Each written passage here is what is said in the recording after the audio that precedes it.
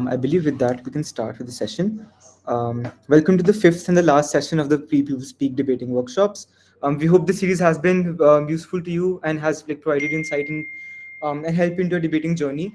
All the session recordings, please note, would be made available shortly after today on our YouTube account. With that, I am delighted to introduce Sehaj as the host of today's workshop. Sehaj is a remarkable debater with an astounding number of national and international achievements. Besides being a core adjudicator at RCL and Trivium last year, he also was the ESL champion at Oslo 2024 and a final Spanish state at Asia USDC. With that, I would like to invite Sehaj on board to take over. Hi, hope I'm audible as well as visible. Just let me open my yeah, let me know. Yes, you are. Perfect. Let I think I've just sent Pratha a link for the presentation. Let me know if that's working because somehow the PDF thing is not working on my system today. So I'll just wait for that and post that, which will start. It's not loading for some reason. Just give me 1 minute. Hi, really sorry about that. I had a big issue with my laptop. I restarted it. I think the link is now sent to Pratha. So I think if that can be screen shared. But before that, just a quick introduction. Um, I think I had a great introduction, anyways. But yeah, I am Sehaj. I have been debating in the circuit for now 3.5 years or so. And just to give a quick brief about what this session will be. So I want to specifically cover member speeches, which means I will not be covering in detail in terms of what extensions can look like and what are the various forms of extension, because I think that's a whole different session altogether. Although we will cover in terms of what as a member speaker can you do in specific situations. So that might cover a bit of what can happen in different situations and in different extensions which you might want to run. So that's just the brief about the session, and feel free to unmute at any point of time to ask any questions. Although we have specific time in the end for questions, but I'm happy to take them whenever you guys like, maybe in between, or if you don't understand a specific slide I'm discussing. And if, yeah, so that's probably it. If that can be screen shared, that would be great. Because yeah, my system's not really acting up today. Let me know whenever that's done. Also, full disclosure, I'm not the best at creating slides or putting in whatever I want to cover into actual text on the PPT. So that will basically just act as a guide to what all I want to cover, and we can then discuss it in detail and explain things in detail. But yeah, probably not going to be the best slides for you to refer back. But if you do listen to the session, then I think that will be great because you can probably correlate to what was covered within the slides as well. So yeah, just want to disclose that. Cool, we'll just wait for it to be shared. Post that, we can start. Also, I see it in every session I take, and I get the plight of teachers now, but if cameras can be on, that'll be great, because I now understand why online classes were a terrible thing for teachers, because it's tough talking to a blank screen. So yeah, if possible, as many as you can, please do turn on your cameras.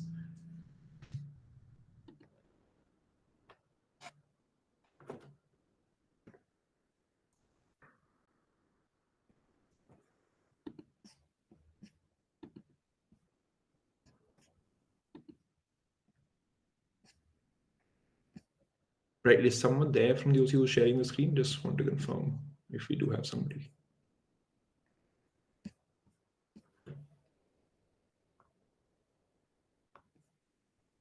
I think Prakhar is the one who's here, right? Are you here right now?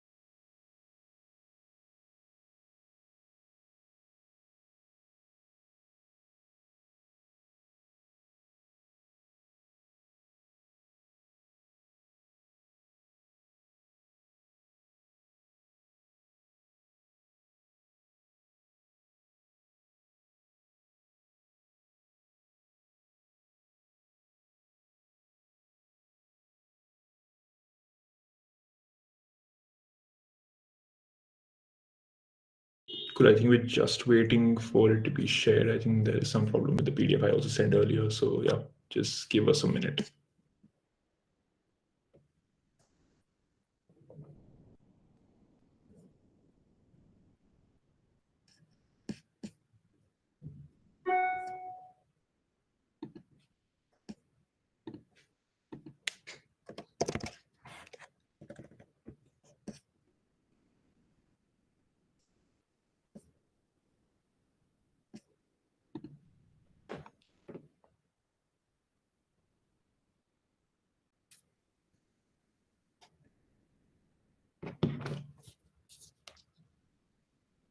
Hello, we were having some problems with the PDF, but we have someone else. We'll just join in 1 minute and share. Sure, no worries. Sorry for the delay. Yep. Yeah, we can start screen sharing now. If we're ready to go. Yep, perfect. You can start sharing the screen. All right, just give me a second. Is visible?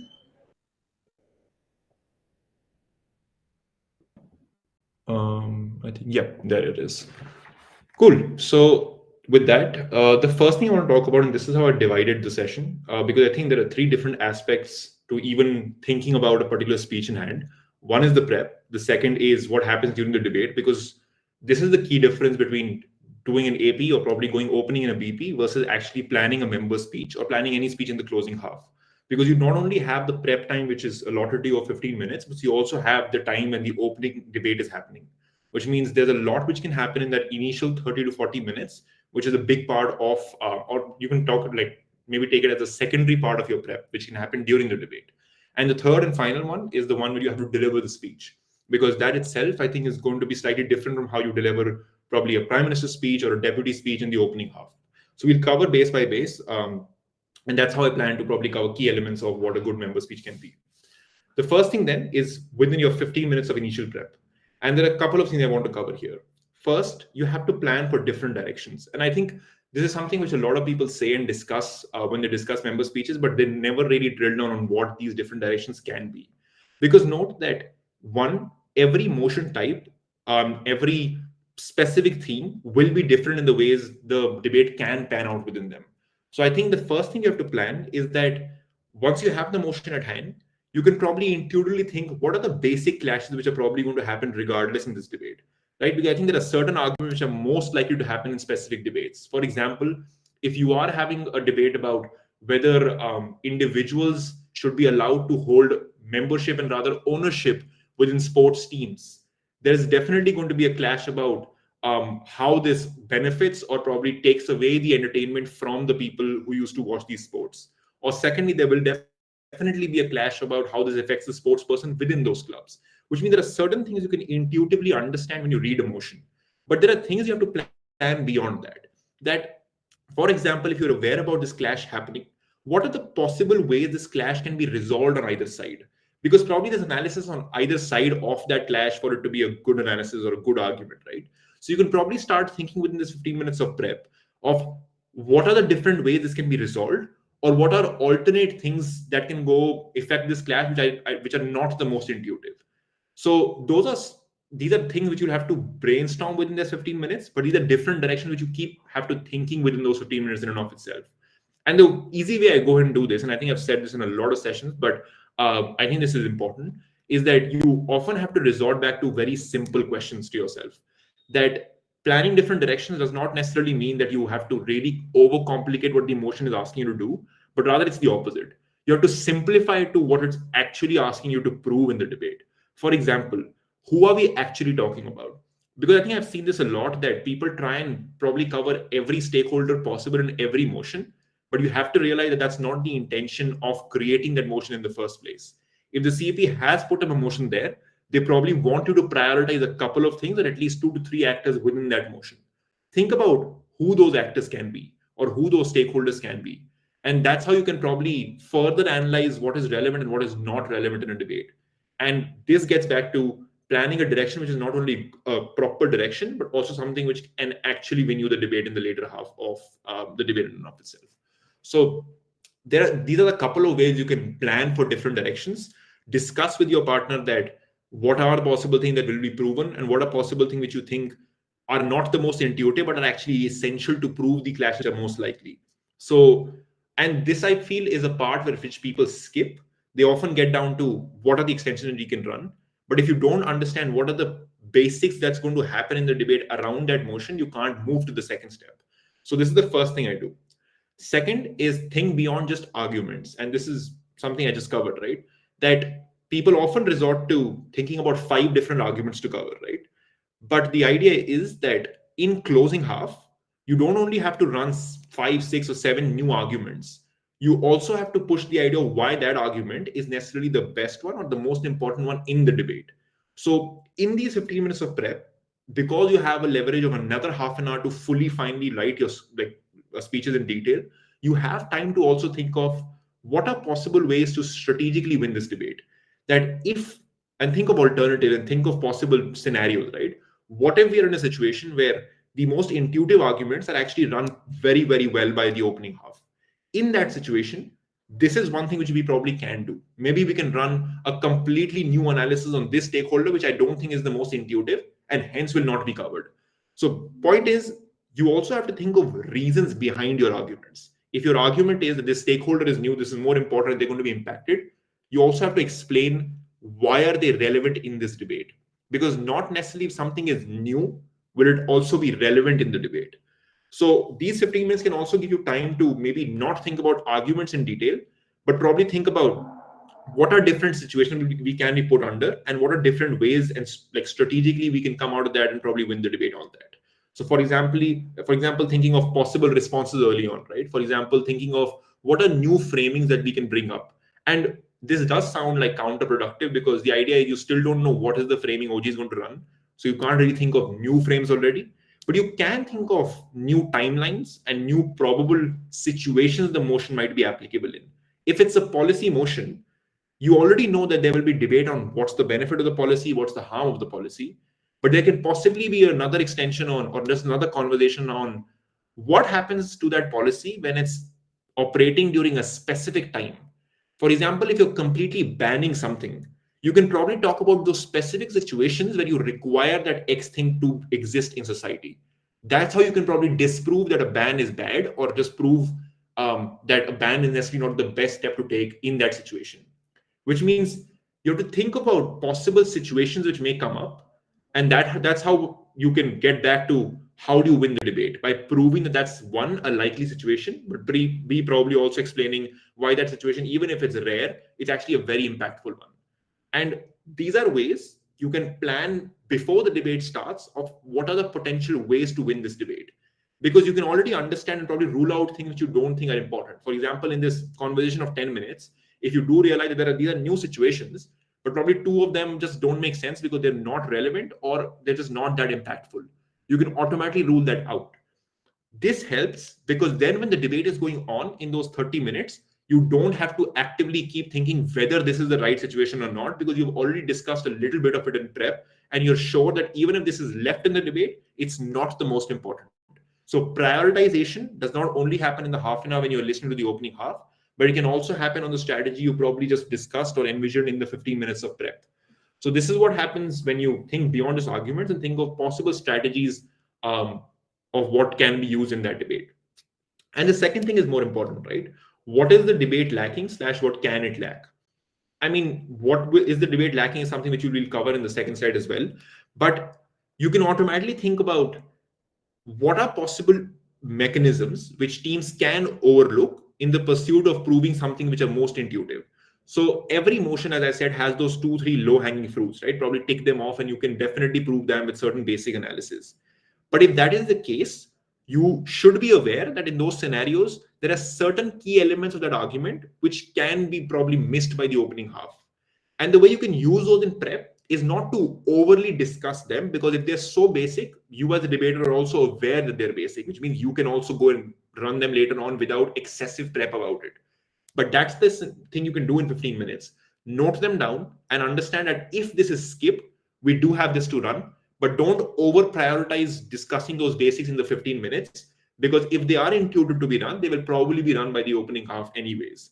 But they should be on your sheets. In case opening half missed that, you can necessarily go and push those arguments, which means A, explaining or discussing what are the possible ways to win, but B, also discussing the basic stuff of what if opening misses this? This is what we can run. And the first thing I would probably notice here is that this sounds like a lot of things happening within 15 minutes. But trust me when I say this, the more debates you do within British parliamentary, you end up feeling that those 15 minutes are actually a lot when you're in the closing half, because a lot of the action happens when the debate starts. Hence, it's a 15 minutes of active discussion or brainstorming that can happen with your partner, which helps you to discuss all these possibilities. And this is where I want to get to the third thing, which is having a free flow prep versus a structured prep, right? Because I think there's a lot of conversation about how a good prep looks like. Maybe, allotting 5 minutes to one thing, 5 minutes to another thing, and then 5 minutes to another thing. And there are also other types of prep which are just free flowing, right?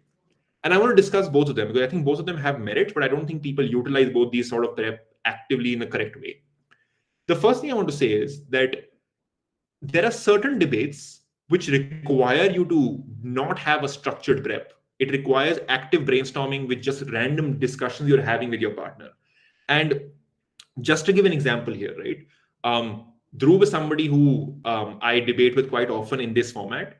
And after exploring quite a different ways of prep, of how you can prep and how we can divide stuff and all those things, we realize that we operate best when we talk actively within prep. And we just don't keep writing, but we need to discuss what are the possible things which are coming into our mind and what are possible things which teams can do in the debate. So what happens then is that we now have an understanding that whenever we are having a discussion, we actively know what has to be prioritized and what has to be written versus what can just be discussed and understood amongst both of us. So this is what I think is important in terms of experimentation.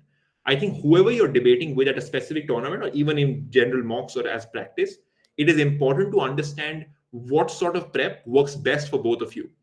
Because note, BP is different from an AP. You don't have three members having three vastly different ideas. At the end of the day, you're two speakers, right? That means you're just two individuals to talk to. And I think this can also be better because I think three people means that you have to probably put a lot of focus on what has to be prioritized amongst all three different ideas if you do have them. But in two people, it means that you can actively go back and forth with a lot of ideas and in a minute or two realize that maybe this is not the best one, which means a free-flowing discussion in prep can mean that you can rule out a lot of possibilities in those 15 minutes, and now you are left with 3 or 4 ideas which you can possibly done. And the reason I've just mentioned this here, and I want to explain both these things, is that you need to experiment actively to understand what sort of prep works for you as a team, but also as an individual. Because getting back to what we're talking about here, right?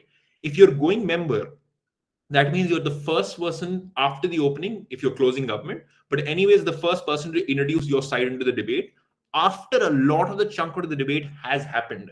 So a prime minister's speech or a leader of opposition speech in the opening half is different because you're the first person to introduce the case from either side, gov or op. But here in closing, you're the first person to actively introduce your case in a scenario where some part of the debate has already happened, which means you need to be very aware about what are possible things that can happen in the debate beforehand to actively be able to enter the debate later on and say, this is what has happened and this is why we are going to solve this particular issue. This is where I think a free-flowing case prep with your partner actively helps because you can discuss a lot of ideas and you can cover a lot of bases and understand what needs to be prioritized versus what doesn't. Versus the opposite, right? Which doesn't necessarily work the best in certain situations for me, specifically in BP, is a structured prep, right? The reason I say that is that I am an individual who does not like to write a lot in my speech because I think it's better for me to have that mental clarity when I go. But I have seen people who are the actively opposite. They do want to write a lot of material in their speeches for them to be able to give clear speeches out there. So this is what you also have to figure out for yourself. Just because somebody's told you that a structured, time-managed prep is the best thing ever does not mean it will work actively for you or that it will work for you in every debate. Because even though structured prep can be great, it probably does not work in every motion versus even a free-flowing prep. I mean, there are certain motions that you do have to actively sit down and write mechanisms because you think they will come handy. But this is one thing that I can't give you a go-to answer, say do this or do that. You have to experiment to understand what is it that works best for you. Lastly, in that prep, you have to rank ideas initially. After you discuss for 10-12 minutes, just quickly write down, okay, you know what? This is one possible extension. This is one possible idea. And this is one possible new frame which we can run. Now, when you have those 4-5 things on a separate sheet, when the debate is taking place, you can actively see and hear what is being proven. and you can cross out ideas on your secondary sheet. The reason why that's important is as soon as I cut down 2 ideas, now my brain starts thinking that these are 3 ideas which I have to center my extension on. And I can start thinking around that. Versus if I don't do this, I will probably in my brain be creating scenarios that maybe even this is possible, maybe even that is possible. Which means you need to be prepared in these 15 minutes of what are possible things which can be done in this debate, and then cut out the things which are actively being done in the debate to be left out with things which you think you can run in closing half now.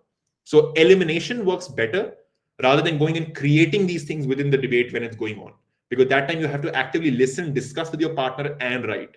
So you want to limit the possibilities of these sort of discussions taking place in that debate by being prepared of what are the ideas which you think are the best in this debate. So covers your base for 15 minutes. And trust me again, when I say this, 15 minutes will look like a lot the more you do this in prep and the more you discuss alternatives like this within prep. So these are 4 things which are very crucial. And I do think there are going to be variations for people which are going to act differently. Like some things may work for you, some things may not work for you. That's something which you'll have to figure out. But these are the base things to keep in mind while discussing possible strategies within 15 minutes of prep. We can go on to the second slide now. In case there are any questions on prep, again, as I said, you can put in the chat, unmute, whatever feels comfortable. Great. Second thing. So now when the debate has actively started, now what you as a member speaker start doing first is track the debate. And this is where I actually want to explain this, right? Because the one advice which I've gotten from day one when I started debating was you have to listen properly. But I don't think I understood this fully till my second year of debating of what actively listening in a debate means. And this is generally very funny because I think people take this for granted. People say like, yeah, we are listening we're actively listening what's happening in the debate. So the difference is you might listen to what's happening in the debate and what are the arguments which each side is saying, but you might not be actively tracking to what extent are those things being said. For example, right? If I am writing down my speech or I'm thinking of possible outcomes within my own speech, and I'm simultaneously listening to, let's say, if I'm closing come, I'm listening to opening Gauss second speaker, right? I'm listening to DPM. And as soon as I hear, here are 3 reasons for this mechanism to be proven true, my brain might tell me that, you know what, I think this argument is fully proven because they've said three different mechanisms. But the problem is, I need to actively analyze what are those 3 things. Are those 3 things actively something which are proving the argument, or they are just ancillary stuff being said just to make it look like the argument is being proven? And this is where you need to have a judge's mind, right? You need to be absolutely unbiased and you need to absolutely be critical of what's happening in the debate to the extent where you're able to identify the limit to what something has been proven. So just because something has been mentioned or said 5-6 times in a speech does not mean it's been proven fully, which means there might be potential for an argument there to also be run. And this is a problem I think I have seen and I have experienced as well, is that oftentimes I used to let go of vertical extension or let go of possibly running something which has been mentioned in the debate in a more elaborate manner, simply because I was like, but I heard it too many times that they must have proven it. That means I just listened to what they said and then never actively actually understood it or tracked it properly.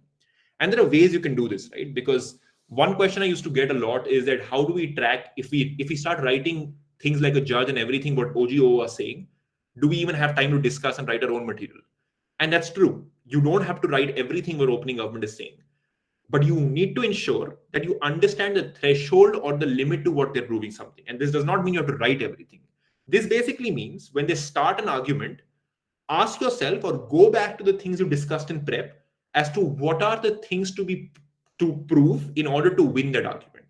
If the argument is this means sports persons get more money in terms of salaries from their subsequent teams they're a part of. One thing you need to be clear of within prep is what are the burdens to prove this. What will any side in this debate have to prove? One, why do they get more money especially through this policy? Two, why is more money a good thing? And three, why are no other alternatives going to work for that money to be given to these sports persons? These 3 are, and this is just an example, but these 3 probably might be important burdens to prove that argument. And now, when you have that slide sheet of paper where you had your random ideas, you need to make sure that if these burdens are fully proven by the team, that's the only time you actually rule this off what you can actually run. Because I've heard a lot of this phrase that, we were matter burnt in closing half and the opening basically burnt every matter. And trust me when I say this, there are very, very few debates or very few motions which don't allow closing half to just have any say in the debate, right? There is no opening team that can discuss every possible thing under the debate in 14 minutes, because you only have 14 minutes in which you have to respond to the other side, weigh your arguments, explain the arguments, explain the relevance of those arguments, and so on. So make sure you track the debate to the extent that you're able to analyze what is proven and what has just been said but not fully proven yet because of reasons which are lacking. And this is something which everybody knows, but I still think people overlook this skill specifically in prepping for closing half or specifically member speeches. Because remember, as a member speaker, you are going to be the first one to enter the debate with your case, which means you have to know what has been said in the debate and what has not, for you to strategically position your extension as something which is A, unique, but B, also something which is relevant in the debate. So make sure you actively start listening to things in the debate to make sure that the direction you're taking is correct. And one exercise you can do for this is that so there are a lot of debates on YouTube, right? Probably give yourself a position saying, let's say I'm CEO in this debate, and closely listen to what's happened at OGO and make your general note what you would do as a member speaker at CEO, right? Imagine you're giving a CEO speech, you have to write your speech, you're hearing opening half there. Try and write things which you usually want to do, like want to write based on what's happening in the opening half, like what are the clashes which have happened, this is something I can run, etc., and all those things. Then compare it to what CEO actually ran. Because there are situations where CEO might have run an extension on OO, on something which OO mentioned but haven't proven fully, and you might have ruled that out in your sheet. And that can probably explain to you what is the approach CEO took in that debate, to just get an idea of how are some good speakers tracking the debate and what is their assessment of OO case actually. Listen to the OA post that if there are debates which have that, because then you'll have even a clearer idea as to where the team stood and to what extent did I credit this argument, to what extent did the judge actually credit this argument. That's something which is going to help you to practice what you can do during the debate when the opening half is going on. The second thing is make sure to be sure of what opening has proven, undercrediting versus overcrediting. And this is too extreme, which always happens. There might be one situation which I've already explained, that you overcredit what has been done, and you don't necessarily see small holes in the argument which you might be able to fill at closing. But I think the second is also true. I think a lot of speakers also make the mistake of heavily undercrediting what opening has done. Because understand this, right? You cannot start your speech by saying that the opening half proves nothing in this debate. Here are three things. You might be right that they haven't proven anything substantial. But if they have spoken for 14 minutes, there are something which they might have covered. The reason why you do have to give them credit for that is so that when you position your extension or actually use your extension at member or at VIP, you're able to strategically do it in a way where your matter actively becomes the most important. You don't necessarily then have to explain these are actively the things which opening has done right or wrong, and this is how we enter, rather focus on pushing the idea of this is one simple hole they've missed, this is what they've proven, but we think this matters more than what they've proven already. So there has to be a clear understanding of what they've proven versus what they've not.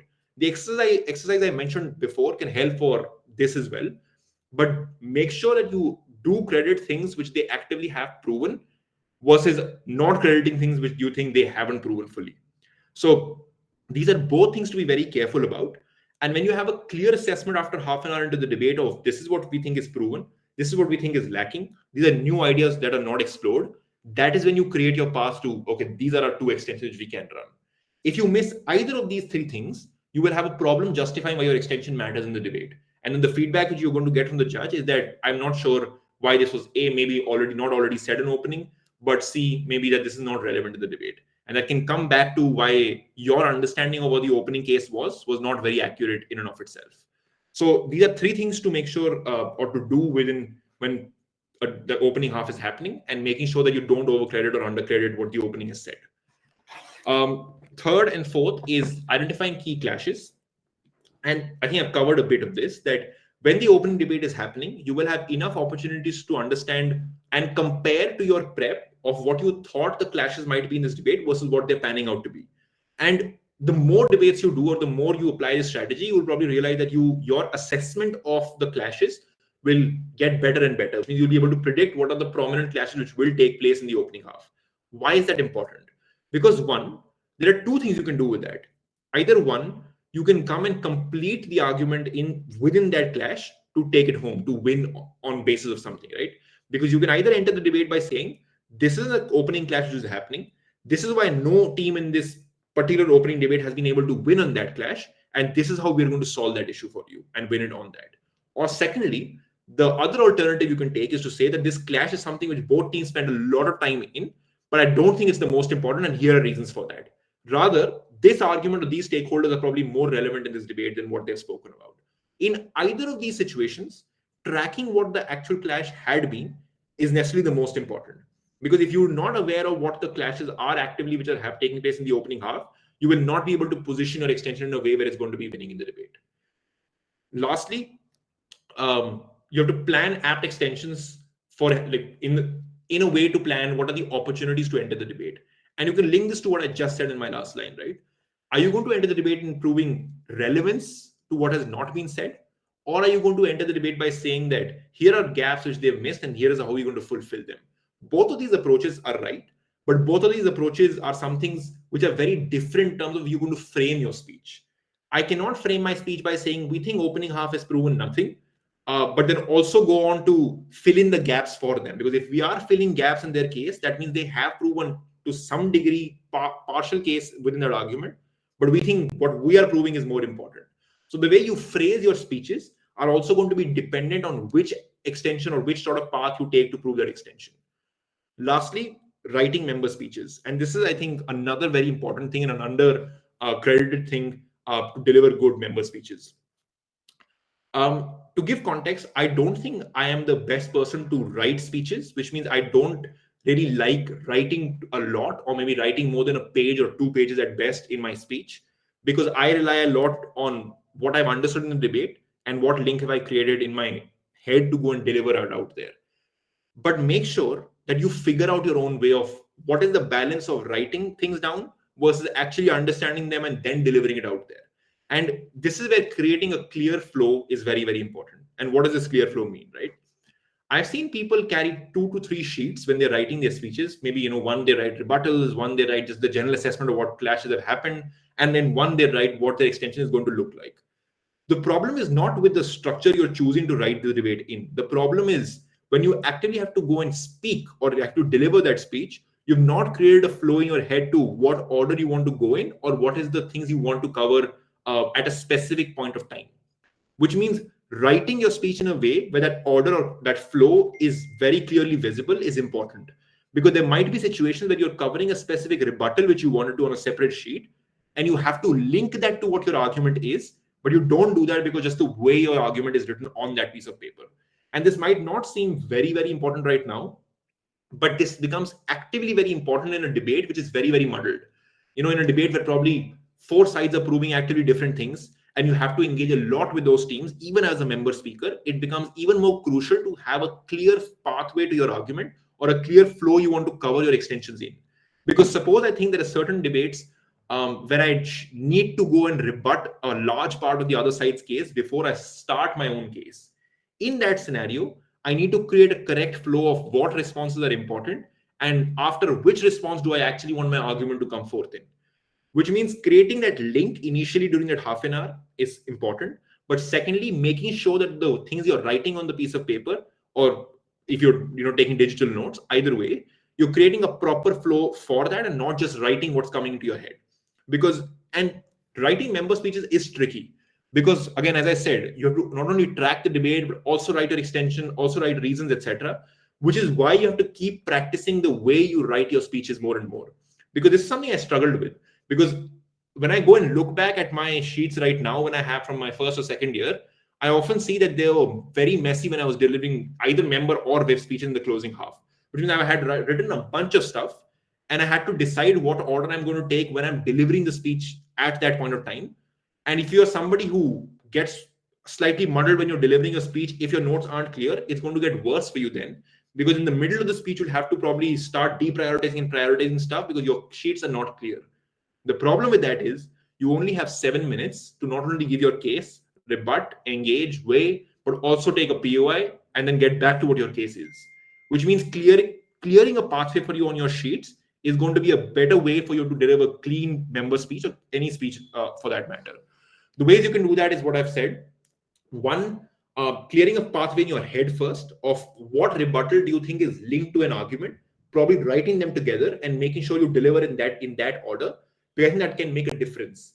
Because I have heard feedbacks from judges saying that we think this is the response you were linking to this argument, but the way it was framed, it looked like two separate arguments as a whole. And the problem is the burdens you have to fulfill in a response or a rebuttal versus a new argument are vastly different. So you have to clearly indicate to the judge of what you're doing with the specific material. Are you using it as a response, or are you using it to create a largely new argument in the debate? Because both burdens are different, and the understanding of the judges or the judge's understanding of the entire case you're trying to present will also be different. Which means creating a proper flow on the sheet of paper you're going to use is important to ensure that the messaging to the judge is absolutely clear of what your intended case was versus what the judge is going to eventually understand. So focus a lot on the way you want to phrase your speeches. And again, you might be somebody who does not like writing at all. You might write like 4 pointers and then deliver a 7-minute speech. That's perfectly fine. But even writing those 4 pointers, you have to create a flow in your head of how you're going to go about it. So maybe creating a clear flow does not only mean on the sheets, can probably mean just your understanding of what flow you want to take. Either ways, you need to ensure that you create that linking of this is what I'm going to do in the first minute. This is where I want to start the argument. This is where I want to incorporate my rebuttal, and this is how I want to weigh it. That clear understanding needs to be there. And at least initially, I think because a lot of you probably will be starting British parliamentary debating or are in the initial time of you doing British parliamentary debates, I would recommend creating this clear flow right from the beginning. Because if your practice of writing your speeches is not accurate right now, it gets very difficult to incorporate this when you're debating for a longer period of time, because then you've gotten used to writing your speeches one particular way. It gets difficult to change that. So I would recommend at the start to probably choose a clear pathway to write your speeches and then follow that for the rest of the time. So yeah, any questions here? I'll be happy to take them. Can you explain the fourth point again? Fourth point is what? Opportunity to enter the debate. Right. So the idea I was talking about is that every debate has different ways you can enter the debate, in the sense that if I'm closing government, my extension can look like a couple of things, right? One, it can probably look like me wanting to enter the debate by saying, here is another type of stakeholder which this debate has not yet talked about, and this is why we feel they're the most important. Suppose opening up and opening up have talked about sports persons, they've talked about corporate entities, and they've also spoken about the money coming into the league, but none of them have actually explained what happens to the viewers who are viewing the particular sports at a point in time. You can enter the debate by saying, these are the stakeholders which I think are most important, and this is how they're impacting the debate. Versus you probably choosing a different path by saying that we think opening government has explained why sports persons will be impacted, but they don't explain to what extent will that happen, or why is that going to specifically happen under this policy. So you notice how these are two different things you're doing. One is entering with a horizontal extension, which is an absolutely new side of the argument or new argument as a whole, versus what I'm doing right now by explaining that I want to vertically extend on what has already been explained by adding in more reasons, mechanisms, more weighing, or a different approach to that same claim. These are two different pathways. So you have to think about what are the opportunities or the pathways you want to take in that half an hour when OGO are talking, by taking the steps which I already spoken about earlier. So that's what the fourth point says. Make sure you have a clear opportunity to enter the debate and choose what you want to do in that. Yeah, go ahead. You can, I think Tuhina, you raise your hand. Go ahead. Okay, I just also want to understand. So, like, both of them, like, both the ways are. Sorry, am Yeah, I go. audible? Yeah, Yeah. you're on. Yeah. So, what I was saying is that is it like both the ways are all right, like both are good to go, or we should be like going with any specific of them, like filling the gaps as you told us before. Like, is that a better way to go, or the extension is the better way? So extension as a whole are of two types, right? You can have horizontal extensions and the vertical ones, both of which I'm explained. There is no inherent better extension. You have to probably understand what's the best in a particular debate. And that's one thing, right? And the second thing is your extension, whether it's good or not, does not necessarily depend on whether it's horizontal or vertical, but it depends on how well have you explained that extension in the first place. So just to be clear to everybody, and I think that's a good question, because oftentimes people they have this inherent assumption that horizontal claims, because they're new in the debate, are just going to be better than vertical extensions, because that's just kind of explaining what has already been said. But that's not the case. I have actively seen people simply winning on giving better mechanisms to an argument which an opening has already run by pulling a vertical extension. So make sure you don't have a bias for either of them, and actually are open about the ideas of what does this specific debate require. And this answer may be a vague one, right? To not give you a particular answer of when to use what. But I think that's a different session entirely to take on extensions, what they can look like. But I will tell you that make sure you can identify what is required by listening to what's happened in the first half to see which of the alternatives will be better in that specific debate. And also you can run a combination. You can run a one horizontal impact and also run one vertical impact or a vertical extension. So you don't only have to do one of them, you can do a combination of them as well. I think that's where I covered horizontal and vertical as well. But yeah, Anika, if you want to follow up on that, I'll be happy to take that. But yeah, I think that should cover a bit of it. Here at time that they say that sure your impacts were new but were occurring only because of the frames of opening. How can you wear impact? Okay, so that's largely what. So that's again a slightly different thing under what comes under weighing of what are the different ways to weigh your arguments against your own opening, and that's something which I struggled with as well. That I could easily weigh my arguments over the other side, but I struggled weighing my arguments over my own opening because at times people told me that I'm rebutting my own opening, which is not allowed. I have to necessarily weigh my argumentation. So I won't go into too much detail on that because I think that will take a little bit of time. But I will say this just as a small brief on that is that make sure to understand that if the direction of the case is absolutely similar between the opening and yourself, then make sure you identify what are key burdens you have proven more than them. So if the feedback you get is that, oh, this was the same frame which they were operating in, maybe then you need to probably be a little lot clearer in the way you explain that even if the intended impact or the people you want to talk about are the same, they prove that they will be impacted in the X manner. We tell you that Y manner is A, more likely to happen on a frequent basis, but B, probably explaining that this sort of impact which is going to happen on this, or the way this impact is going to happen, is probably something which is going to be worse for them than what opening government has proven. So, these are two ways. One is extending the harm. One is by proving that their harm is more likely to happen in one particular manner. These are small different ways to weigh against your own opening. But again, that's a whole detailed another argument. Yeah, Weber, you can go ahead.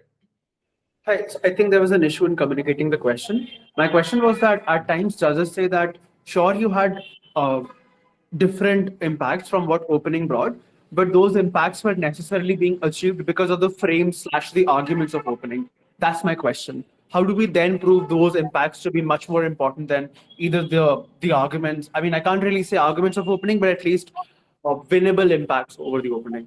So I think the basic will still remain the same. You still need to weigh why those impacts, if that's the claim, that why those specific impacts are more relevant in the debate. And again, see, if you do that successfully, to say that, what, frame is same, they have this X argument, we have this Y impact or argument. Of course, you have the burden to explain that under the same frame, this specific argument is probably whatever, more impactful, more relevant, more likely to happen. If you can weigh that to a large degree, then you can beat your own opening, even if you're operating under the same frame. And again, if you think you've done that successfully and you do think you've done active weighing and the only response you're getting from the judge is saying that, oh, but it's under the same frame, then that's a slight issue on the judge's end as well. Because just because you're operating under the same frame and have two different arguments does not mean that the opening's argument is inherently better. But again, there are different ways to weigh that argument, even if it's under the same frame. But I won't cover that into much detail apart from what I've already said. So a large part of the answer will be that highly depends on the weighing you take or what the argument is. But make sure you are actively weighing correctly against your own opening and you're not rebutting your case against your own opening. Because there is a difference there, and that's something I struggled with. But make sure you focus on weighing your own arguments against them. I will move on to the next slide just for the benefit of time. I will cover these questions in the last section we have for taking questions. I just want to ensure that we do cover a substantial part before people also have to leave. So I will cover these questions for sure. We can move on to the next slide now.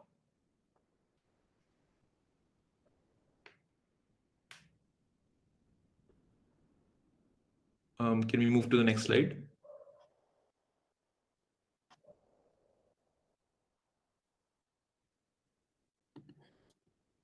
Hi, is someone there? I think Prakhar was sharing the screen, right? Are you there?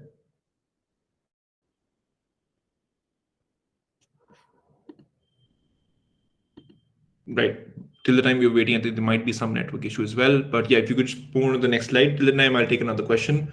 Is running a horizontal extension safe as CO when all three benches agree on another or on another particular metric? So again, there isn't a very clear yes or no answer for that. I think running a horizontal extension, regardless of whether the three benches agree or don't agree on a particular metric or a particular space, is still fine. Because even if you're leaning towards a metric which is absolutely different in the debate, it depends on to what extent are you able to prove that metric's relevance. So it has nothing to do with, oh, three benches agreed, one was on a different path, hence one is out. It can also be the flip of that, right? If you as a team are able to prove that metric fully, you might be able to beat all three houses on a different metric or a different frame by proving the relevance of that frame. So it highly depends on to what extent are you able to prove that, or what burdens are you able to fulfill within those particular claim which you want to make, rather than just the inherent nature of you being different in that debate. So that's the difference, I think. Yeah, I'll cover the other questions as I said in the last part. Moving on to the next thing is entering the debate. Now, this is where the part is of when you have to deliver the debate. And the first thing I want to say here is that the probably best advice I've ever gotten for a member speech is the advice I got from Sriram, S. Sriram, who's again great debater, also my friend. That he'd once told me that the most important thing in a member speech is the first 1 minute. And the way he said it was that the first 1 minute is crucial, and there are two reasons for it, right? One, which what he told me, and second, which I eventually figured out. The first reason is that you are as I said in the beginning, you're entering the debate at a point of time where judges have already heard bits and pieces of what can either happen on Gov or Op, which means even if you do run a horizontal extension, the idea is absolutely new. The judge has heard parts of the debate already, which means the way you have to create an impact then is to sell the extension very clearly in the first minute for you to be able to be relevant in the judge's mind, right? Probably OGO is happening, the judge is busy trying to resolve the clash on opening and like the opening half, and you at CG enter, and your first 1 minute is probably explaining, oh, this is what happened in the first minute, and this is what you think OG did wrong, etc. That is not going to instantly convince the judge that you might be relevant in the debate. So the way you want to do that is quickly in that first 1 minute, explain to the judge that we think this is what's gone down and this is how we are going to be relevant to the debate. The bigger and the better way you sell your extension to the judge, the more likely it is for the judge to think you're in contention. This is the logical reason for the first 1 minute thing. The second reason, and this is what I eventually figured out, and this might seem very funny or unlikely, I just think judges are tired after half the debate has gone down, right? They necessarily have heard a lot. They might be, again, either they've lost interest in the debate, or two, maybe they're just too overburdened with a lot of material which has gone down and they haven't heard very relevant arguments, which means they might be zoning out. You, in your first 1 minute, when you're entering the debate, have to capture their attention again. And this is where I really want to put focus on not necessarily the ways to speak or necessarily get their attention in the most glamorous manners, but I do want to make sure that people understand that you do have to capture the attention of the person you're explaining the argument to. And this is what we talk about when we say the argument has to be persuasive, or the argument has to be convincing, or the argument has to be complete. The essence of that is you are trying to convince somebody that what you are saying is absolutely right. Until unless you prove to them in the first 1 minute that what I'm going to say for the next 6 minutes is going to be relevant, you are not going to capture their attention to the fullest degree. So they might be listening to you, even if you run a very bad first minute, but they might not track you well enough if you have not sold your extension well enough in the first 1 minute. So, and again, I don't want to create a very big segregation that everybody starts only focusing on what they're doing in the first 1 minute and forget the rest. But I do want to make sure people understand that the first 1 minute is crucial for the way your necessary extension is going to be perceived in the debate. Because trust me, there will be times when you will be very frustrated because the feedback you're getting is probably not matching with what you've done in the debate. Maybe the feedback you get is, oh, had you responded more to O's claim, or had you weighed your case a lot more against them, you could probably won. And you probably realize that you actually have weighed a lot. So maybe that's a simple case about you not captured the attention of the judge with regards to what your main premise has been, for them to necessarily care a lot about what the second half of your rebuttal and extension is going to look like. This also means that you have to be very critically good in your first 1 minute or your member speech entirely for your whip to be relevant. Because until unless you don't give your whip a solid base at member speech, your whip can't come in and create absolutely new magic out there, right? Which means you need to have a solid base for your whip to necessarily utilize that to get you a win or get you a good position in that round. So your first minute is critical, which means your understanding of the debate till then has to be absolutely on point, to the extent where you can actually enter the debate and say, you know what, this is our extension, this is why we think it's the most important, or this is why we think it's been missed in the debate, and hence this is a strategy to win. So make sure you clear cut your strategy or the way you're taking the argument in the first 1 minute. For example, right, if my extension is going to look like probably explaining that the opening talks a lot about how individuals are going to get more money, but no one really talks about why money is important. And this might sound very intuitive, right? That, but they must have said my money is important. But trust me, there are some burdens like this which teams just miss. Teams will go on and on about this is how they'll get more money, and this is how much extra money they're going to get. This is why the ownership share gets bifurcated. That means the individual share goes up and stuff like that. But they will just never answer the question as to why is that good. If you can establish that metric in the first 1 minute by saying, you know what, there has been a lot of talk about which side gets more money, but we don't think until unless you prove why money is essentially a good thing for this specific actor, can you actually move ahead. Hence, our strategy in this debate is going to be first to prove to you why is money necessarily a good thing for this actor, but to give you proper mechanisms to explain whether money is actually going to trickle down to this individual. So in the first 30 seconds, I've told a judge, listen, this is what you've heard in the debate till now. This is what a realistic estimate of that is what has happened. This is my pathway which I'm going to give to you. The thing that does in the judge's mind is two things. One, it also creates a good pathway for the judge now, because now the judge knows the direction you're going to take, which means one, they're able to track the debate better because they are probably going to write your case in a much better manner. But two, you've also captured the attention of the judge with something which has been lacking in the debate. So if you've been able to critically analyze the debate and say this is missing, maybe the judge also has the same thoughts. So, and I have been in this position, right, where I as a judge am assessing the opening half and I'm just like, you know what, both sides probably missed this. And CG comes and says, member comes and says, this is our extension. That does not mean I'm going to give them the win just on that, but that means now I'm interested in what they're saying to the fullest degree, because I have also realized the same problem in the opening half as to what they have, which means if they actively solve it, they can weigh up against both opening teams. So this is how capturing that attention by strategy in the first 1 minute is crucial. And these are ways you can do that. The second thing is what is missing in the debate. This is just an extension of the thing which I've already explained, right? By analyzing the opening half, you can enter the debate by saying, listen, this is the analysis which is missing, these are the stakeholders which are missing, or this is the frame which they operate in, but I don't think it's the most realistic or the most current scenario frame in the debate. These are questions you can ask yourself when the opening debate is taking place to implement that in your speech. That, right, a lot has been said, but what is actively missing in this debate? These are possible things which might be missing for you to sell your case on the basis of in that first 1 minute. So these are things to think about when you're trying to prepare your speech or trying to start your speech or trying to enter a debate strategically. Lastly, balance is important, because I've seen, and this I think links back to a question which is there as well in the comment, saying that should a member speaker focus on rebuttals or should they leave the time for the whip speaker to do that? The answer is actually a mix of both, right? Because, and again, this might sound confusing that there is no concrete answer for this, but the more you debate, you'll realize that these things actually do differ from motion to motion, theme to theme, teams you're facing, the types of debates, etc. But the crucial thing here is you have to understand how much reliance does your case have on one rebuttal being proven, right? What does that mean? If my case is going to be that this is why money is the most important thing in the world, right? And maybe there's been a debate where opening opposition has probably argued that this is why money is not the most important. That means there is probably a clear link between me first disproving why what opening op has said and then explaining why what we are saying is true, which means I don't have to do these two things differently. I can probably link them together and form an argument out of it, which means you don't have to only focus on this is our absolute extension. we don't care about responses in your member speeches.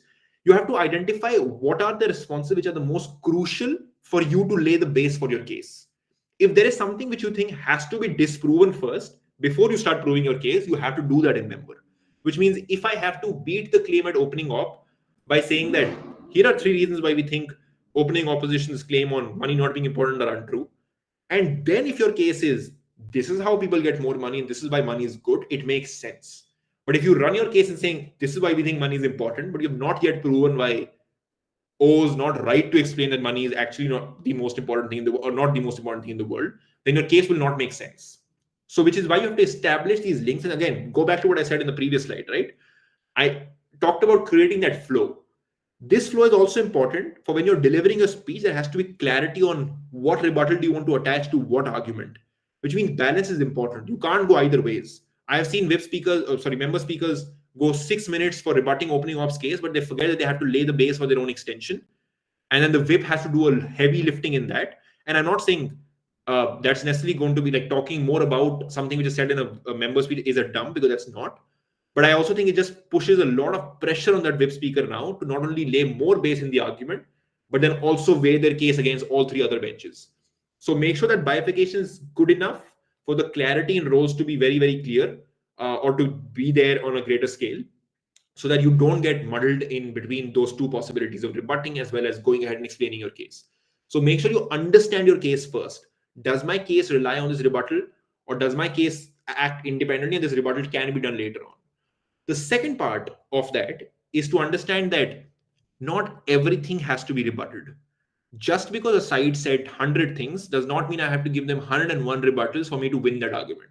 You have to understand what is the core essence of what opening op or what the other side is necessarily saying, right? Because they might be saying 5 things, but they're proving one basic premise with that. If you have analysis to basically say that that premise in and of itself is not important, then you don't have to beat the 5 reasons. You just have to explain why that premise is not important. And this is how you can save time.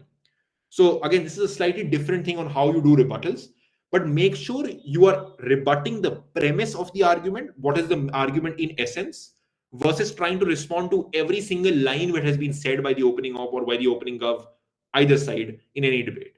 So make sure you prioritize what you're responding to. And secondly, prioritize the way you want to respond to that. Do you want to disprove the importance? Or do you want to say that these reasons that they're given is untrue, or whatever that is, right? First, select the pathway and then necessarily choose how you want to rebut it and link it to your case. If the opening has done all the work, provide all the analysis, like we would make everything. Yep. Go ahead, Adamya. Yeah. That that question is actually like half written. Yeah. Yeah, so like you can complete the slide, then I'll ask the question. It got sent half done. It's fine. I think I've covered most of it. You can cover it. You can ask. Cool. So like if the opening has done all the work, like provide all the analysis, likelihood, make everything. And as you said, like they did not provide the importance of it or like just the relevance of it. Like they provide everything, just not the relevance. Then if we go ahead and closing and just provide why it is the most important thing, will that make us win that particular debate? So then again, I can't say whether it will make you win the debate, because again, it depends what the argument is, what extent has been proven, etc. But I can say this, that relevance of an argument is a very valid extension to run for you to be at least be in contention. So what I'm trying to explain is that relevance of an argument is something which has to be proven in any argument. So there are simple burdens, right? An argument requires 3 or 4 things. If a team misses one, which you think is the most basic one, and you run an extension on that, it's a very valid extension for the judge to credit. That is definitely a yes. Now, whether you get a win on that depends on multiple factors. What is the extent you've gone with that? What are other responses you've given in the debate? How do those weigh against the opening team? Have you been able to prove the actual magnitude of that relevance and stuff like that? So it depends the way you deliver that. But on the question's answer is that strategically, it's a valid thing to run in a debate. And yes, you do have an opportunity to win a debate with that if it's run well. But it depends what sort of motion, etc. But yeah, it's a valid strategy to then try in a debate. So yeah, any more questions on this slide? Otherwise, we can move on to the next one. Yep, then we can move on. Next one. Cool. I think this is a pretty important slide, and this might answer a couple of questions which were there, I think, on horizontal, vertical extensions, what these are, basics of it, right? Now comes the part of proving the relevance of your extension, what we are basically talking about right now, right? And I'm just going to cover the two ones, right? Horizontal, vertical. We probably heard these words way too often that, I ran a horizontal extension, vertical extension. But do we truly know what that means? Because I personally did not for the first year. I just knew horizontal means new, vertical means adding new reasons to the already thing, but I didn't know actually what it meant and how you can actually implement either of them. The first thing is on horizontal extension, how you can prove the relevance of that.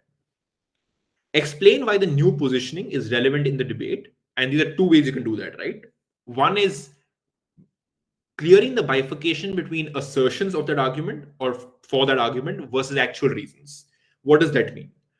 So if you are actively going ahead and saying that this is one aspect of the debate which is not explored right now, we're going to explain why that's the most impactful. What are you probably going to do for that, right? You're going to probably give 3 or 4 reasons, probably to say, one, this harms the most number of people, but 2, we think this is the context which is taking place in this X area, which is why we think this particular thing for the people in that area is the most important, stuff like that. You're going to give reasons.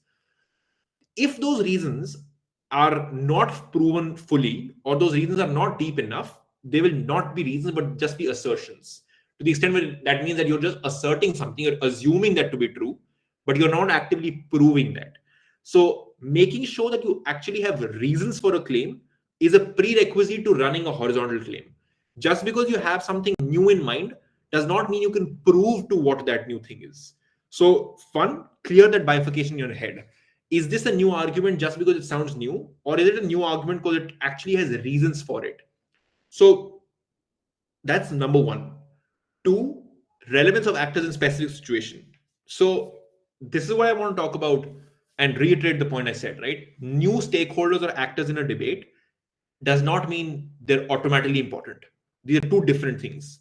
Because I have also seen cases of speakers coming up to me and saying that, you judged us, but you gave us a third, but we did bring in two new stakeholders in the debate.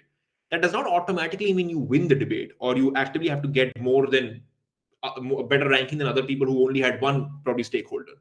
So the more important thing is, are you able to prove the importance and the actual impact on those stakeholders? For example, if we are talking about a sports motion, you were giving an example earlier, right? Just to continue that, if my extension is now going to be by saying that, nobody really talks about how this is going to impact governments, right? There might be a case to make on how, when sports leagues act in a particular way, the government gets impacted in this specific way. But if you're not able to prove why governments in and of itself is so much more important in that debate as compared to sports persons and the people who actually watch that sport on a daily basis, you might be right. Governments might be impacted to some degree, but you might not be able to prove why they're more impacted than the actual people playing that sport or the actual people watching that sport. Which means my approach was, I'll make an argument on governments, but if I fail to prove why they're more relevant than what the stakeholders have already been talked about in the opening half, then just bringing in that new harm or benefit to governments does not make me win the debate. And just because it sounds like a bigger actor, then governments are probably a bigger actor than just individual players, also does not mean that they are automatically going to win. It means that I do have the possibility to explain that these are going to be impacted in one particular way, but then I also have to prove why is this specific motion the specific reason why these governments are going to be impacted. That linking also has to be done by me, which means when you run a horizontal case, to put it simply, right? When you run new things in a debate or you run new ideas in a debate, it is your burden to fulfill the basics, to explain who are these people, to explain what is the current context, and to explain why they're necessarily going to be impacted by this specific motion in a way in which they're going to be better off than before.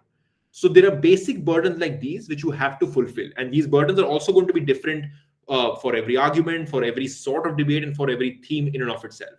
But the core thing which I want you to understand as a member speaker specifically is that when you're going to explain post that first 1 minute of what does your extension actually mean, make sure you give proper reasons rather than giving 4 or 5 different reasons but not really explaining them at all.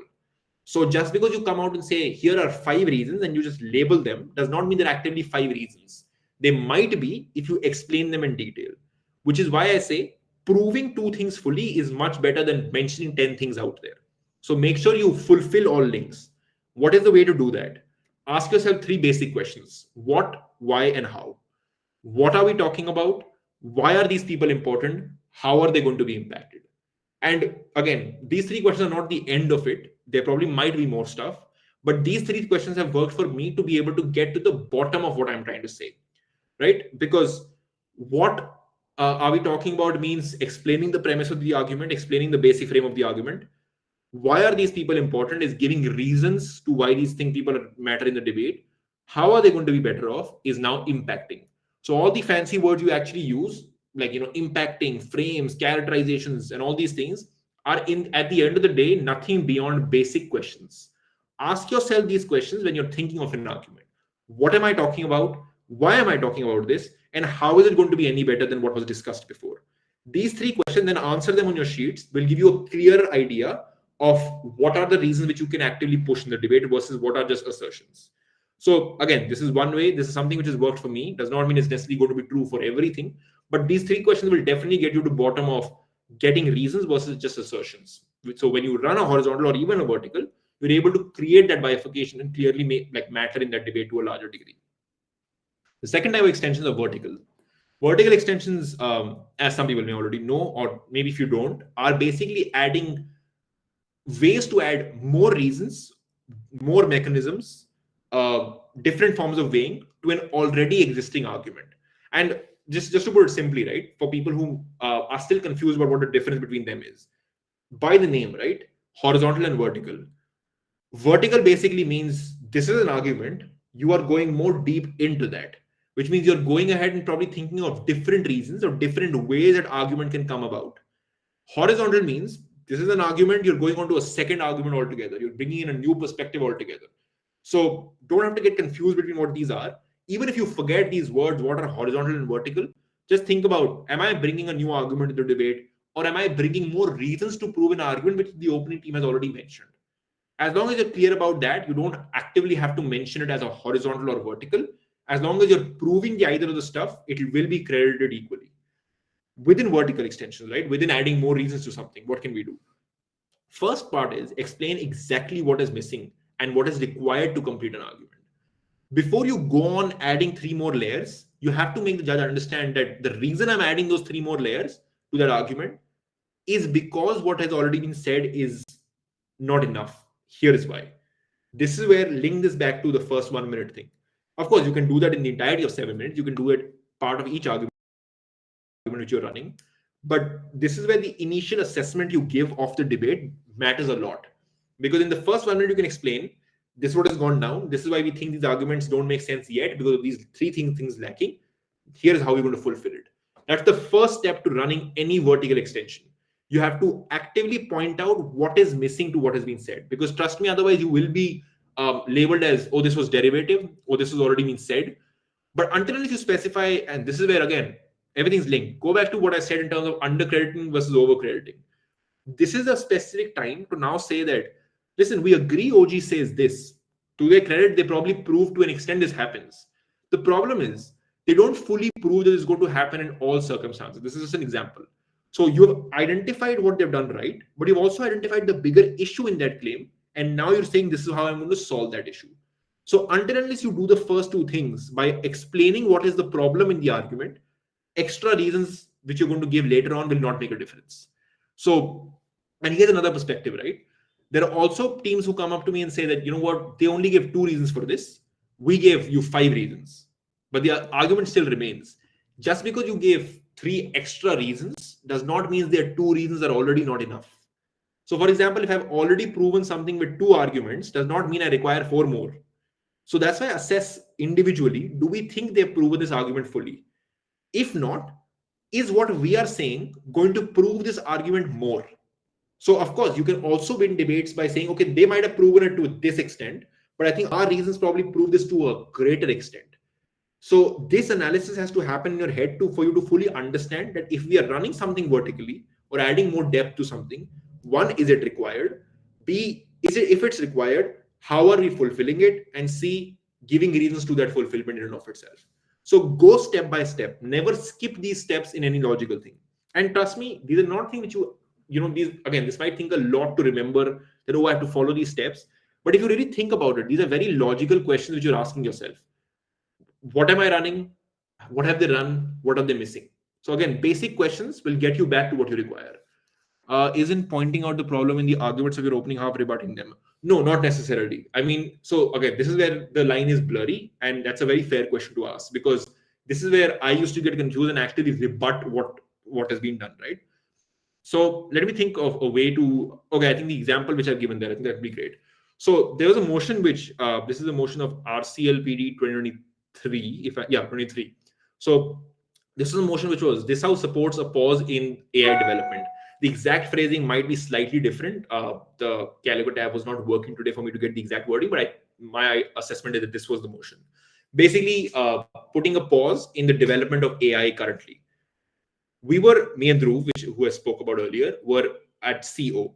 And in that debate, I think both OG and OO, there was a lot of contention happening there where OO had great responses to CO, so to OG, and OG had great reasons to prove why a pause will be great and all those stuff, right?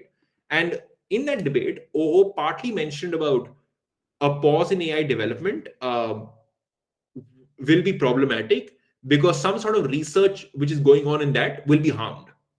Or if you pause AI development, the research which is happening on AI will also be harmed. So we necessarily assessed one thing, that one, I think that's a very fair claim to make, that research will be harmed. But we realize that OO has not necessarily proven why research is dependent on time, in the sense that if it's a pause on AI development and the research has already been done till now to some extent, why is the value of research so high that it's going to get impacted if you pause something right now?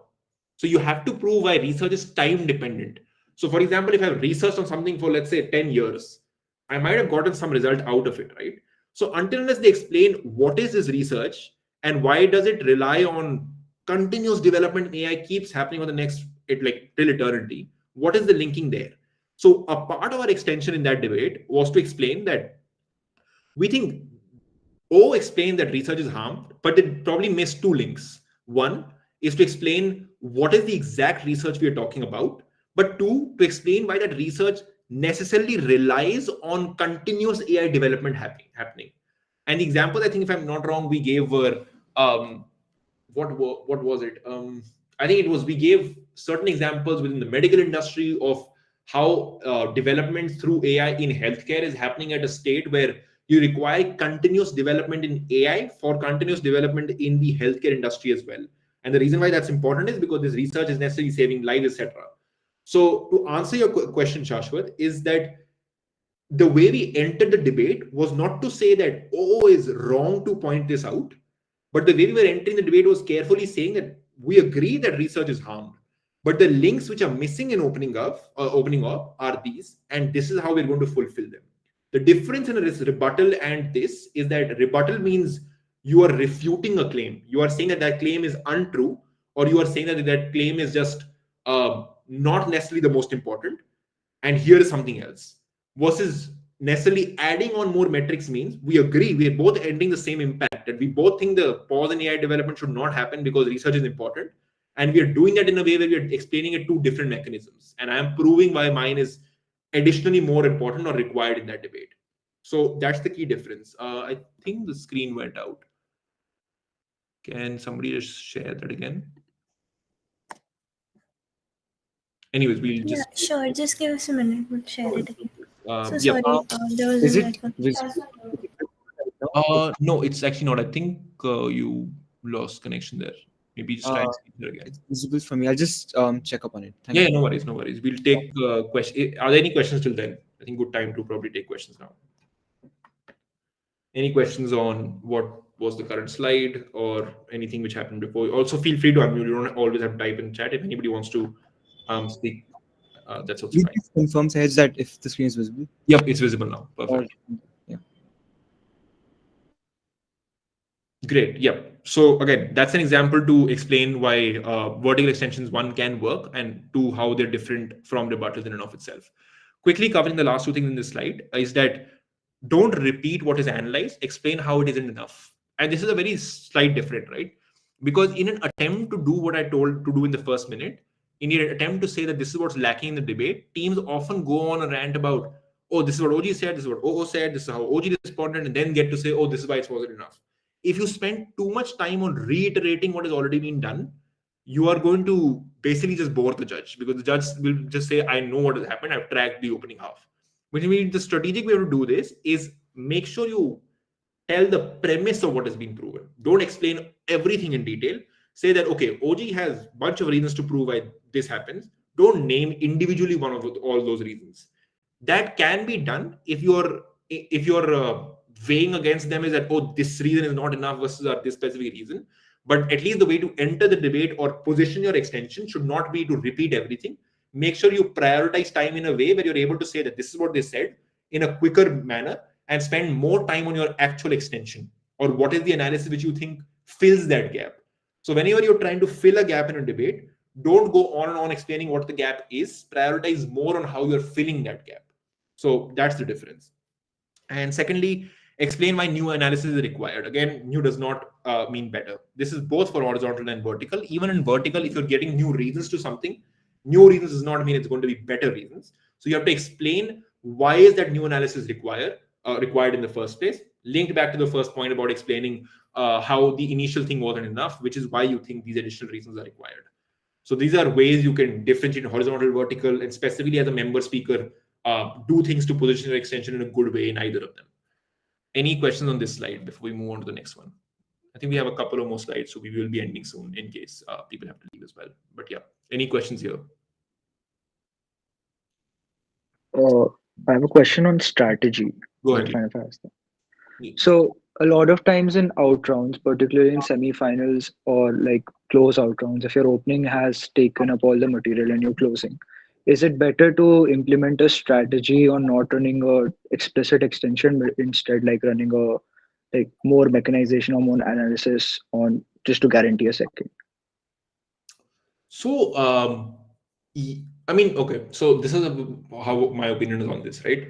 There is a lot of conversation on the strategy to pull a strategic second in certain rounds, and there are some people who are actively against that, and they think you should put the application to try and have a clear argument to get a first. I personally do agree. I think with trying for a second, in the sense that, again, as I would repeat, there are very few situations that you think you're actively run out of everything. But yes, strategically, there are ways you can position your extension in a way in which at least you're able to fully take down one particular bench or one particular section of the debate to be in relevance. So this is how I would answer this question, right? I would not prepare my argument to be second. That's not how I would think in that prep or in while the debate is going on.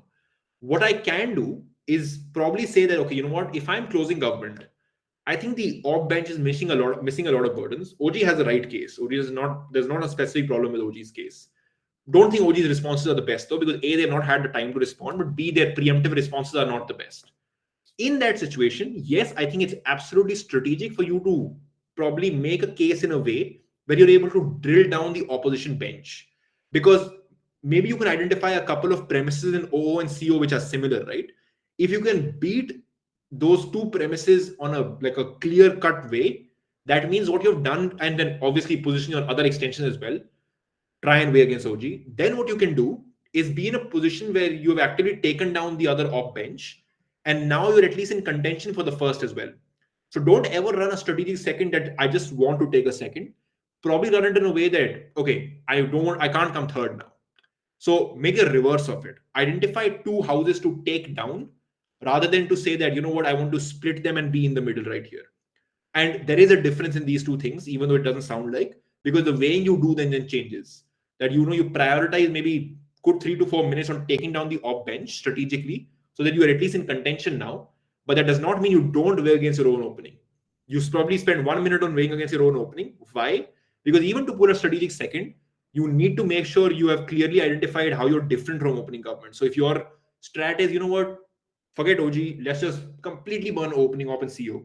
But if you don't weigh against your own opening even for 1 minute, or at least do the basic weighing, your extension is not going to be relevant, because you might just be deemed as derivative.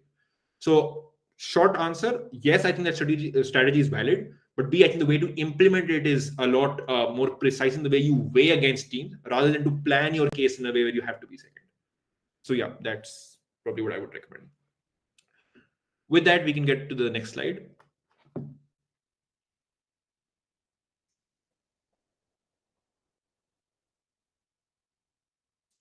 Right. What are prominent issues with member speeches and possible solutions to them? And these are just like 4 of my observations which I've seen with specific member speeches, and I think would be important for people who are starting out as well. And also, if you're trying to identify what are things you can do better in your own member speeches. 4 things, right? One, excessive rebutting. I think we like briefly touched on this in the answer to the question which was asked, is that do we rebut a lot? And the answer is that your excessive rebutting can mean you have actively deprioritized the time you have spent on actually explaining your extension, which means by the time your whip comes in, as I said, they'll be burdened to now do the reverse of it and also prove why the extension is important, extension is proven, and then also weigh against own teams. So make sure you don't actively go on a rebutting rant for 3 to 4 minutes, and prioritize to what extent do you need to rebut and specifically what you need to rebut. The way you can do that is by one, focusing on the thing which I said to understand the opening's case, and secondly, note taking. Because if you label all five responses are you've written from one particular side, but you have not really identified what the crux of their case is, then you will end up responding to all those 5 things and not respond to the premise of the argument. So make sure you label your notes also in a way where you are able to identify this is the larger idea I want to respond to, rather than writing individual labels and individual mechanisms that you'll have to keep responding to. And it helps because when I look at my sheet and I have that one large idea I want to respond to, I can keep linking the 2-3 responses I have to keep killing that idea. So that presentation of your notes also becomes important in the way you use rebutting in your speech. Second is sounding derivative. And this is again something we just touched upon in the strategic thing we discussed, right? Selling the extension. In cases where you think you've been run out of matter, you have to make your extension at least not sound derivative. And there are smart ways to do that, right? There are smart ways to probably have similar cases, maybe new reasons, etc., but to still be in contention with the way you can phrase your arguments. So if you think that there are, out of 4 reasons, 2 are things which are partly already been said, at least make an attempt to probably reword it in a manner where it sounds different from opening up. And this might seem like a very flimsy thing to get in a workshop, right? To an attempt to make things sound different. But there are situations where you will have reasons which are overlapping. And does not mean that you don't have a winning case. But if your reasons are overlapping and you use literally the same words, as a judge, I feel, okay, you know what? This is getting derivative. So to not give out that impression, even if the underlying thing is the same, make sure you put it across in different manners. Third, and again, this is linked to the thing we talked about, selling the extension, the second bit. Third is word economy. Yep, I'll just take a question after this point. Word economy, what does that mean, right? I think whenever we give a speech, there are a lot of filler words. Filler words means probably like a lot of us, does in between my actual case which I want to put out. And that means that the time I am utilizing to say the us, does, the extra words in between is taking away from the time of 7 minutes to put forth my actual argument. And this is a very minute thing, but if you look at the overall impact, even if you mess up 2-3 seconds in your sentence, in the mess up, I mean, give it to some words that you don't think are most important, in whole, you're probably taking a minute out of your speech. So the ways to practice that is to, one, make sure you have things clear in your head as to what you have to prioritize versus what you don't have to repeat. And the second thing you can do to practice this actively is extempore practice, right? Extempore is basically on the spot where you don't take time to think. So for example, this is a type of debating which I used to do in school, but I think it's still relevant, is to get a topic in front of you, read it for 40 seconds or maybe a minute at max, and just start speaking. Record yourself and give a 5-minute speech on it. And of course, because you've only thought for 30 to 40 seconds, initially you will realize that you are probably repeating sentences, or you're probably, have a lot of filler words in between. But the more you're able to practice that, the more you're able to train your head to go on from one thing to another in a quicker manner. So practicing on the spot speeches is actually a great way to improve your word economy. And trust me, this is something that is not very easy to just fix, because I think everybody has this problem. And I at this stage still have a problem with word economy where I think my words are not the most efficient. But you can practice that by, again, getting a topic in front of you, quickly thinking on the spot, and start speaking. The more you do this, the more you're able to bifurcate between actual words which are required and words which you think you can avoid to make sure your speeches are more efficient. Lastly, running too many arguments. And this is something which I've seen a lot happening recently, that people want to go and run like 5 extensions, 6 extensions. And trust me, there is no way that in 7 minutes or 14 minutes in total, you will be able to explain and fulfill all burdens of 7 arguments. I don't think any debater can fully do that, which means it's strategically much better to take 2 to 3 arguments, or at least minimum arguments, but to fulfill all burdens within that. So burdens means what you require to prove that argument, the what, why, how, the weighing of it, the reasons for it, the importance of it, and all those things. Make sure you take all these boxes to fulfill an argument rather than taking the boxes for the number of arguments you want to cover. And the way you can solve that is by dropping irrelevant material. That does not sound like a solution intuitively, right? But what that means is that the more you better your understanding of debates by looking at different debates, hearing different debates, practicing your speeches, the more you'll be able to judge what is relevant versus what is irrelevant in a debate. So to make sure you don't run too much, you have to be clear about what is important and what is not important. And that bifurcation will help you to not make the mistake of running too many arguments, but rather running arguments in a good manner to specifically drill down on them. So yeah, these are 4 things which I think are common issues, and there are some possible solutions to them. Again, you might figure out your own ways to solve them, but here are ways which help me probably do them. I think the next slide is for questions, but I already see a question, so I'll just take that. Sometimes we know little about the motion that is given and don't understand what the other teams are talking about. In that case, we're unable to rebut and push the burden on them. In that case, how can you mechanize a speech? I think that's a good question, because there are debates that I personally don't know a lot about, right? And I specifically struggle a lot at econ debates and finance debates. Funnily enough, I have studied finance in college, so I still struggle with them. So that's something which can happen, that in debates, not specific things does not have to be your inherent strength. The solution to that problem is relying on basic principles or basic arguments, in the sense that even the most complicated motion out there will have very simple burdens to prove, the what, whys, and hows of it, right? What I talked about earlier. If you can drill down as to what those questions are and probably identify simple stakeholders, you can still run very simple arguments. So you can still mechanize your speech in a difficult motion which you don't know about by a very simple matter. For example, if I don't know about what the RBI regulations are at all points of time, the debate is something about RBI regulations leading to more money in the market, maybe I can't talk about RBI regulations in detail, but maybe I can talk about why more money is good for the economy, right? So probably point out simple burdens in even a complicated motion and try and break it down. One way to do that, write down the entire motion and circle out the most important keywords from that motion in the first 1 minute of your prep. Very basic thing to do. It helps a lot. But as soon as you're able to identify those 4 to 5 keywords, then you can probably start planning as to, okay, you know what? I see money, I see more money, and I see people affected. Something like this, which means I can have an argument about why more money is great for people. And in the end, you realize that even the most complicated context and motions sometimes have to have the simplest of arguments being proven. That's how you can debate motions where you don't know much about the context, but you do know about basic things which are going to be good for people and the way you have to run them. So that is one possible solution for that issue which you were talking about. Just to confirm, can you move to the next slide just to see if it's question? Yeah, perfect. That's the last one. I'll be happy to take more questions now. In case anybody has them, you can raise your hands. Yeah, Rishabh, go ahead. I wanted to ask actually, how exactly does the opening benches interact with the closing benches? Interact as in how do opening benches respond? See, there is no way the opening benches can revert or can reply to the closing benches, obviously. Then why isn't that closing always? Then why isn't that closing always is taking the debate? Because closing exactly knows how and what to do it. Opening doesn't know that what is going to come at closing benches.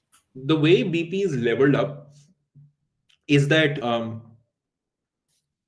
closing has more time, but opening has the first advantage. So the way I think BP is beautifully leveled is that sure, the opening half only gets 15 minutes of prep, and for some people they're like, oh, but closing half gets more time. But the idea is also that the opening half has the first mover advantage to all the material out there, right? Which means if there are 5 arguments, opening government can actively choose what argument they want to run and they can run them fully. And then the burden is on the closing team to then run new arguments or run new material and then prove why that's better and all that stuff. So both of those sides have specific key things which are important for that to be good.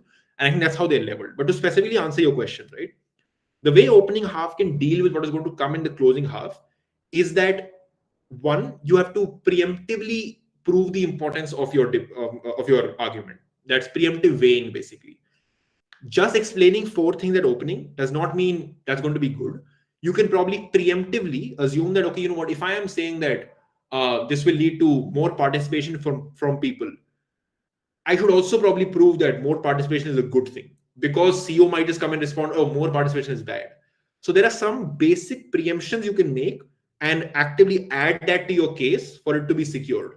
So the more reasons I add, or the deeper reasons I have to prove my argument, the more I can protect it from what is going to come from the closing bench. Because just because closing bench has heard me does not mean they can respond to everything, right? If I foolproof my case in ways where I've given more good reasons for it, that means closing will have to do a lot of good job to give better reasons or to actively disprove something. So the way you can do that better on opening is focus on, one, preemptively thinking about what can be possible rebuttals to your own case and making sure you're given reasons for that within your own debate. But two, POIs are the best thing in the world in BP. Because if at OG you have a POI from CEO, they are going to ask you a question in your case, which gives you an opportunity to better analyze your case. But two, they might give you a hint of what their extension might be. So try and pick that hint up and try and weigh that out in your debate as well. So those are two specific ways you can respond or just react at opening to make sure that you are able to beat closing house even if they come after you. I see two more questions. So wait, can you please clarify the difference between thinking about an argument versus thinking of ways to win the debate in prep? How to approach motions in a way where we are thinking about the strategy more than arguments needed to execute it. Okay, so I'll answer that in two separate questions. So first is, can you please clarify the difference between thinking about an argument versus ways of thinking about a debate venue? Okay, so the way you can differentiate between that, or the way those two things are actively different, is one part of it is that what argument can I make in this debate, in the sense that what are different methods or what are different actors or what are different nuances I can bring into this motion for me to necessarily have a good solid argument. The second part of it is, if I prove all of this, suppose I give reasons for all of this, do I automatically win? No. What is the reason? There are three other benches talking about maybe slightly different things, or maybe giving different forms of reasons to what I am saying. That means I also have the burden to prove, or not to prove, or to push this in a way where it makes sense. So, for example, thinking about an argument in prep means I have to constantly think about opening might cover these things, and these are possible things to run, which are not the most common, but they might be the most important. I can make a note of that and think about what these arguments are, maybe more money, maybe less money, and what are these arguments are there. The second is to now think of, okay, even if I have reasons for what I want to prove, is it likely that opening is probably going to talk a lot about these two other clashes? If yes, then I'm probably going to make sure that I have weighing ready to actively weigh against the clash that is happening in opening versus what I actually want to talk about. So the strategic part of it is by trying to think about all possible scenarios. Okay, what if opening does this? Maybe this is the wing we can use. Okay, what if closing brings in this extension? Maybe this is what we can use. Does not mean you keep going into this for 15 minutes and just discussing scenarios. But the difference is that strategically thinking on what to do means adding reasons to why your thing is going to be relevant. Thinking of arguments means what are you trying to prove? So the what and why is it relevant is the difference between those two things. And that's how you can bifurcate that in prep as well. The second part is how to approach motions in a way where we are thinking about a strategy more than just arguments. I don't think it's about approaching motions. It's about approaching the prep in the sense that, again, one way to do that is circle things and ask questions to the motion in the sense that, okay, this probably motion means this, and what are things required in either side. Try and understand why the cap has set that motion. What are the things they want us to discuss? Once you have a pathway there, then you'll have reasons to, okay, if this is what has to be proven, these are the ways it can be proven, and this is one strategy which we can use. So try and reverse the motion. The context is given to you, break it down now, and try and actively understand what it's leading to. That's how you can probably have that mental clarity as well. How do you weigh your matter in opening and isolation good enough to make it win? Because closing will always have comparative weighing to beat you. The way you do that is by, so you, again, there are two different things. You can also weigh in isolation. If I want to weigh, let's say, money is the best thing in the world, I can weigh that in isolation by metrics saying money is the most universal thing in the world, right? Any benefit anybody wants to accrue, like in the capitalistic world out there, they need money for it. But two, it's the easiest pathway to a better life, because better life means I want a better bed, I want a better study table, I want a better air conditioner. All these things require money. These are independent weighing to why money is the best thing in the world. Then how do you do comparative weighing preemptively, right? Because if I am saying money is the best thing and the debate requires op to prove why more money can also mean you lose out on other important things like relationships, maybe the weighing I can do in my case is that why is money still more important than the value of relationships? Maybe that's something in preemptively weigh. So that's the reason why in prep, identifying what the burdens on either side of the debate is important. Because if you know what op has to argue, you can then frame your arguments against that and comparatively say this is why we are still better. Because of course, even in the prep, you will know what the burdens on either side are, whether it's OG or CO, like CO, whatever. Just wait, just 1 second. Wait, what have I missed? Yep, Shashwat, Koil. If we don't successfully preemptively weigh, do we automatically lose to closing to do some weighing? I mean, that's a tough question to answer. I mean, if weighing is important,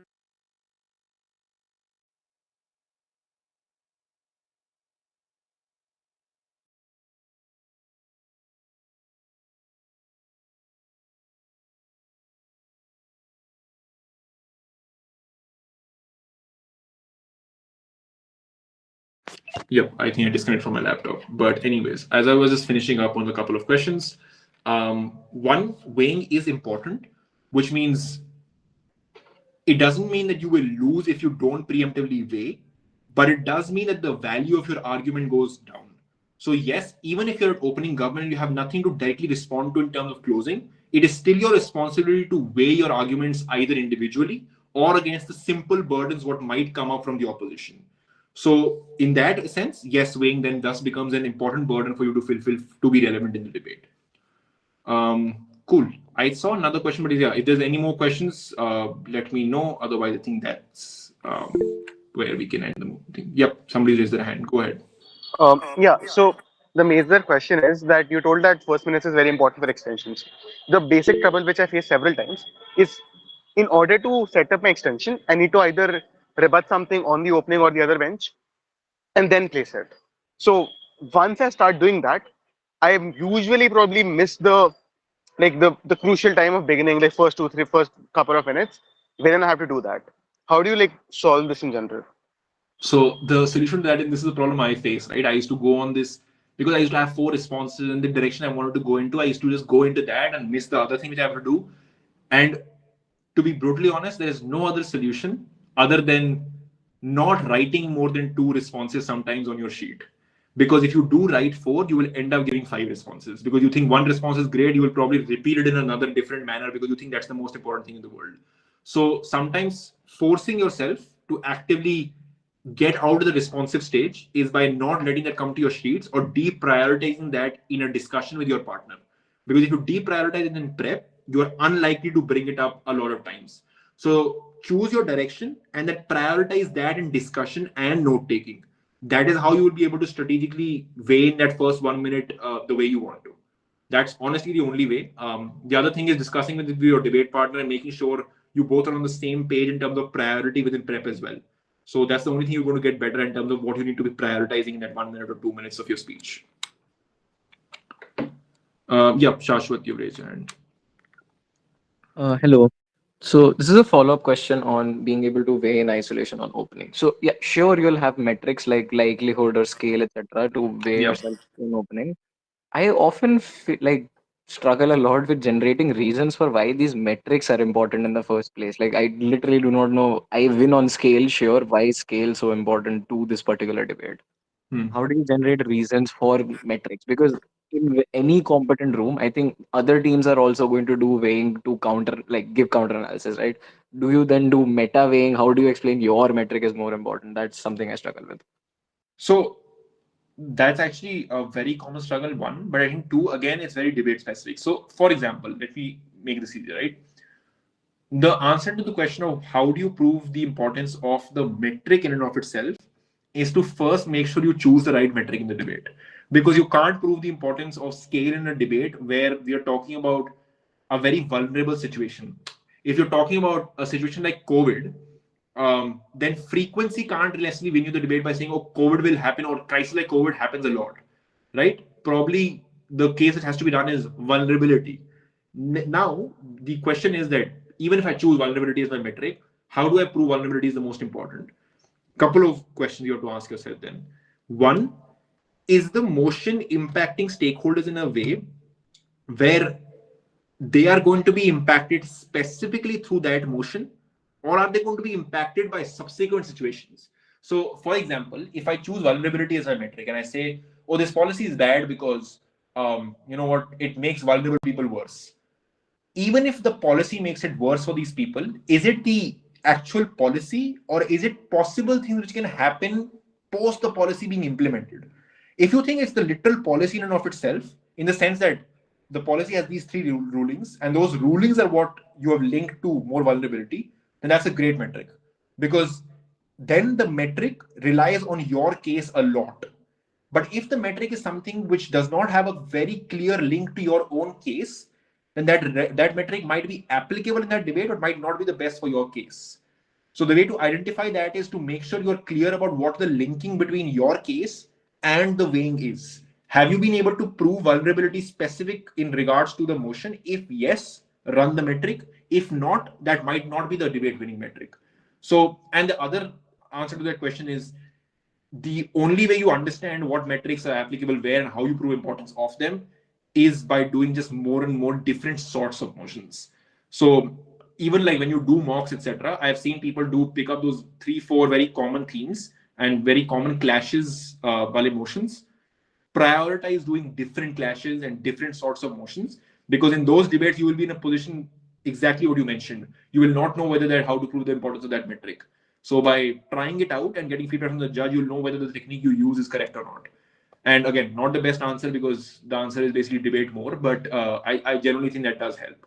But yeah, that's probably what I would recommend. Any other questions? I don't see anything else. But yeah, I will probably put these slides. I don't think the slides in and of itself will be of much help, but I still will put it on the group if anybody still wants to refer to them. And feel free to reach out after the session as well. And some of you I will be seeing in the comp tomorrow, so feel free to come there if you have any follow-up questions, etc. But yeah, thank you for the session. This was great, and the questions were very good as well. And yeah, see you all tomorrow, whoever's coming, and thank you. All right. Thank you so much, Sehaj. We are extremely grateful to have you take today's session. Also, more importantly, to have you on the CAP panel for People Speak 2025. With that, guys, we come to the end of the pre-People Speak workshops. We're extremely grateful and excited to have like gotten the opportunity to host this event. Extremely like excited to host you all tomorrow on campus. It's going to be a long day, but we really hope that it's like we're able to serve you well and have an exciting competition. See you guys tomorrow. Thank you so much.